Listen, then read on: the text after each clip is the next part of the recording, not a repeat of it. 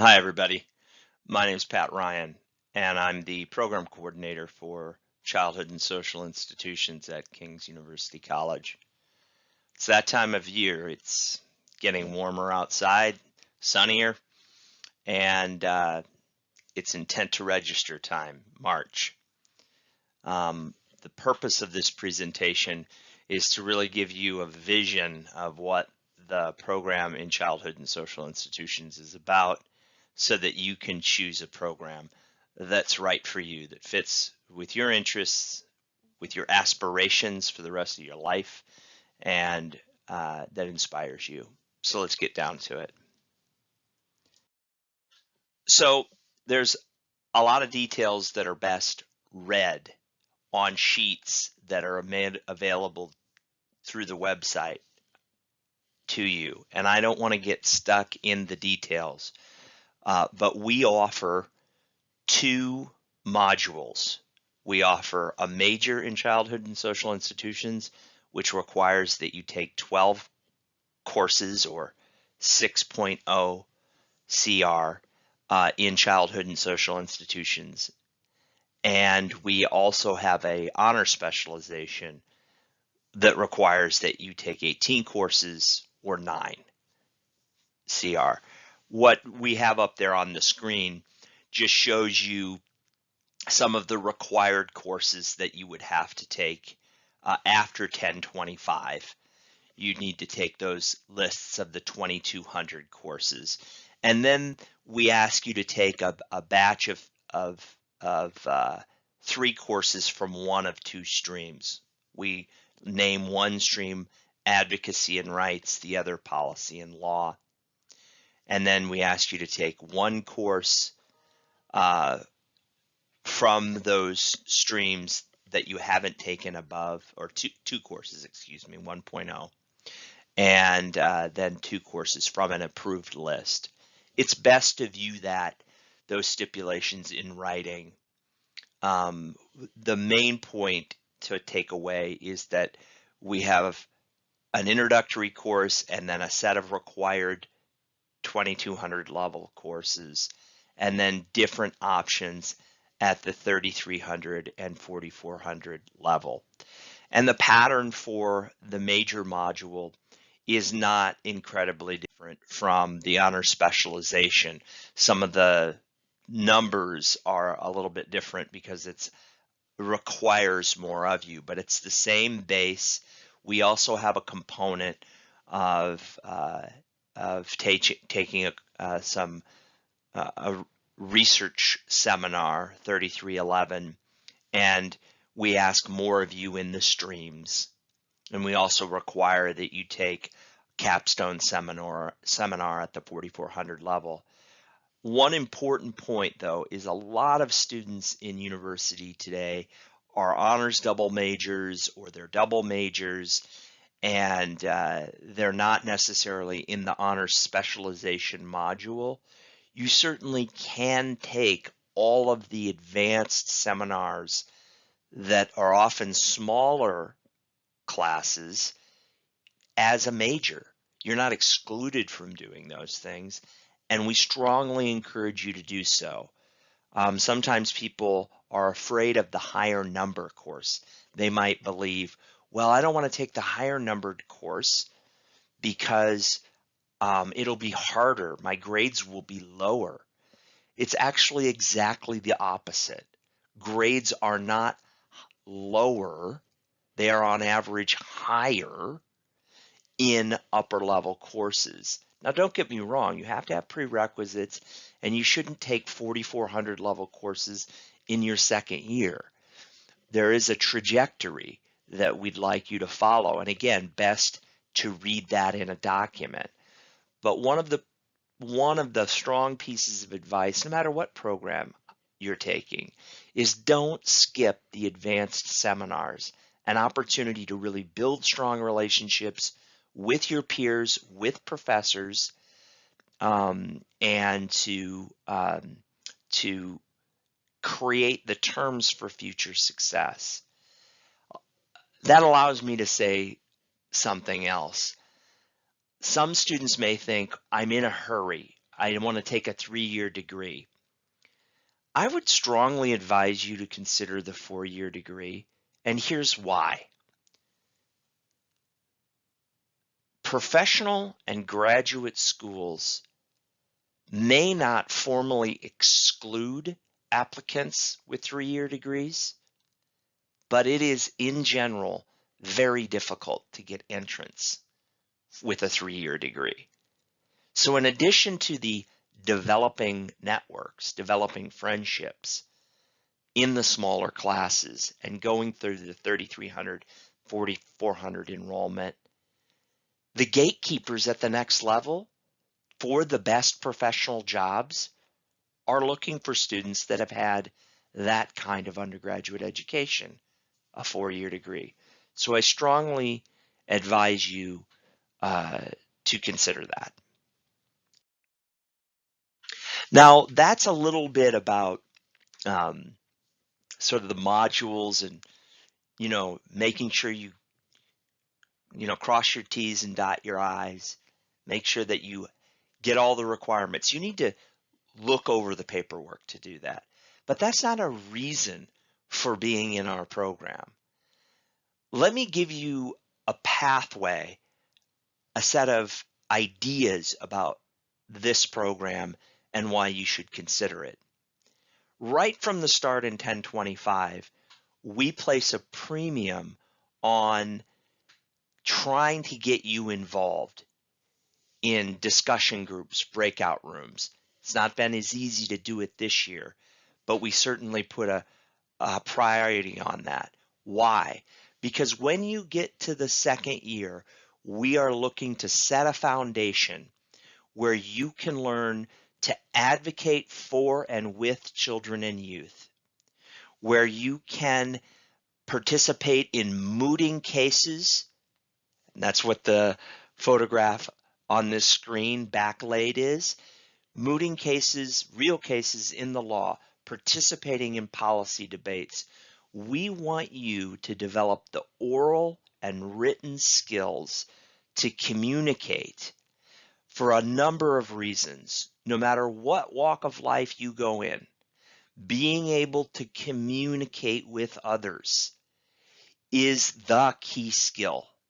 That's reading, writing, listening, speaking, observing, acting.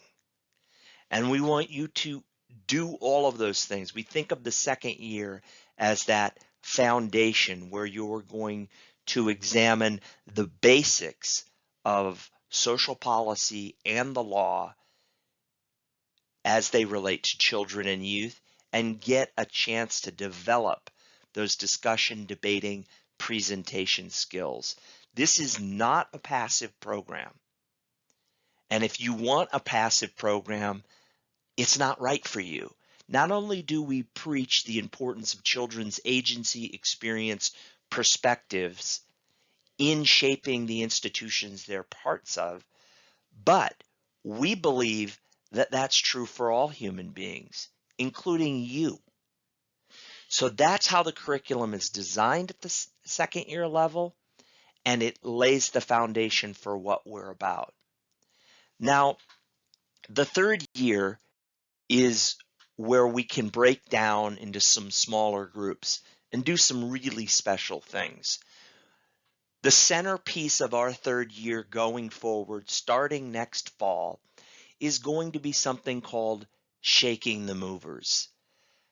The courses 3380, 3351, and 3311, and those numbers might change, but those are the numbers for next year, build curriculum seminars at the third year around a program where we're going to bring children and youth to King's College, have a workshop where they express and produce a document facilitated by our own students that answers this question: what do children's rights as articulated in the UNCRC mean to you?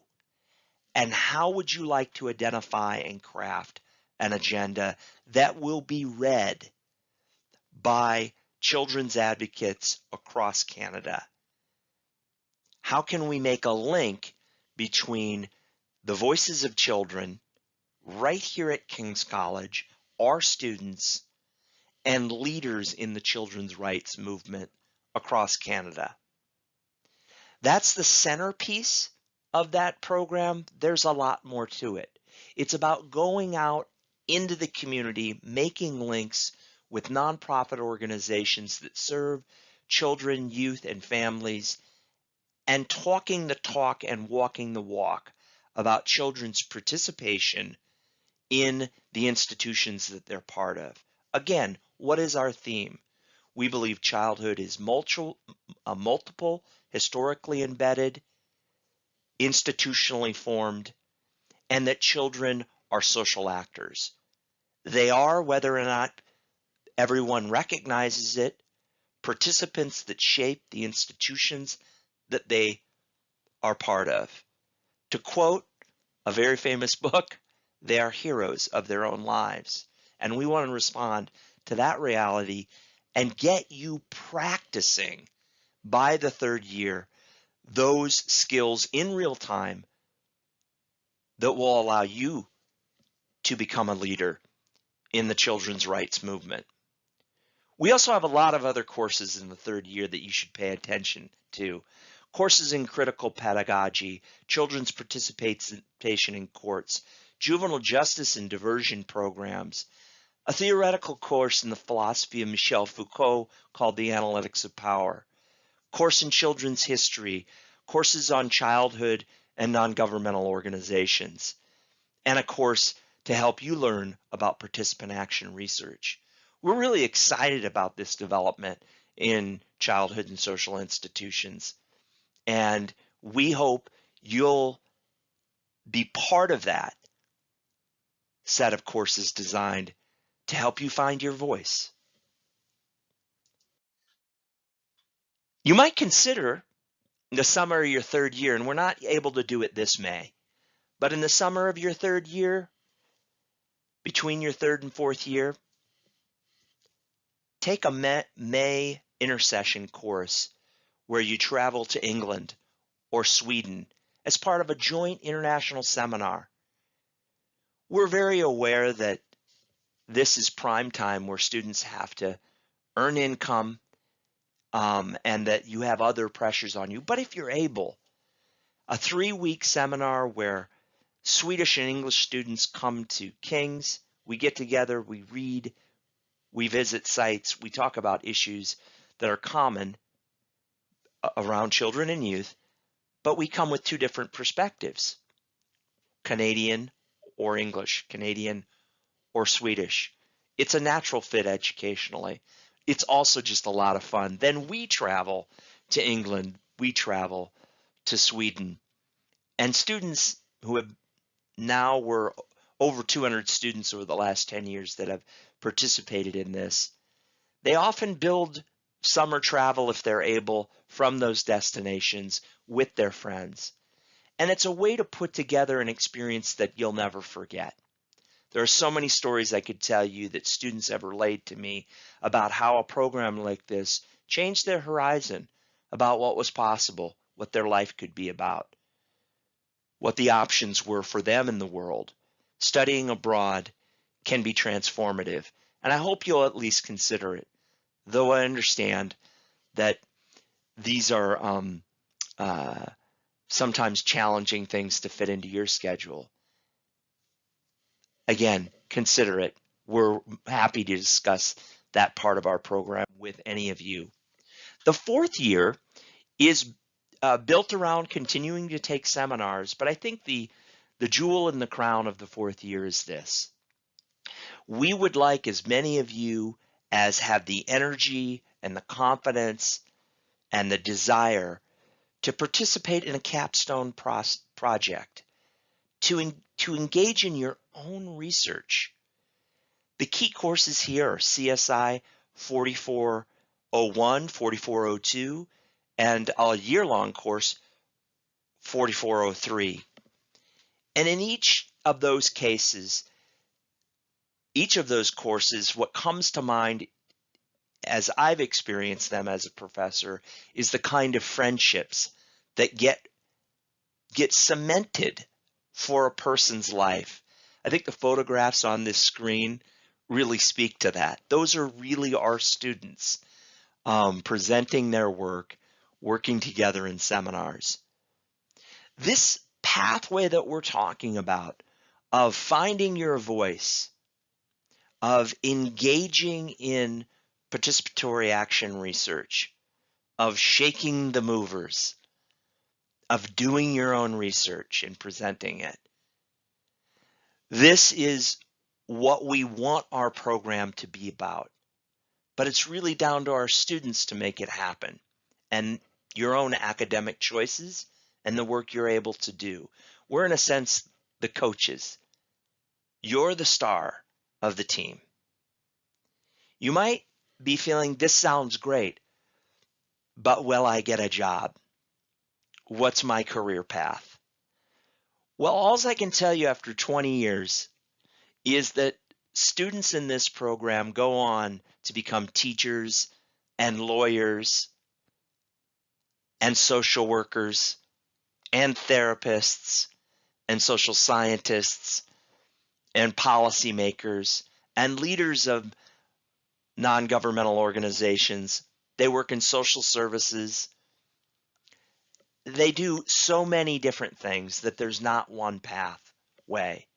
But we build the skills and foundation for that.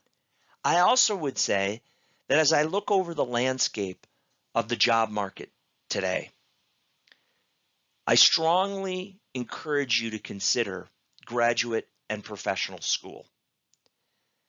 The best positions in the professions, in the helping professions, often rely upon that.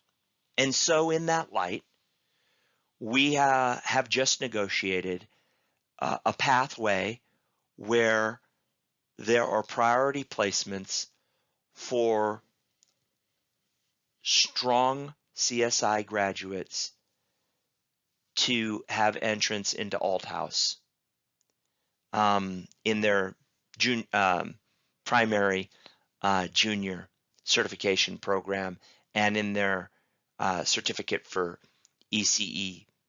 Both of those pathways are significant for our students, even though there's a diversity. Many of you want to become teachers. This is a really positive deal for you. It will make entrance for students with a strong academic record to get into Teachers College easier.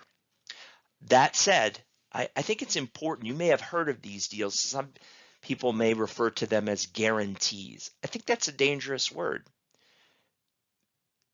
In all of these programs, they're competitive, and you have to achieve academically and create the profile of activity and interests that's going to make you stand out.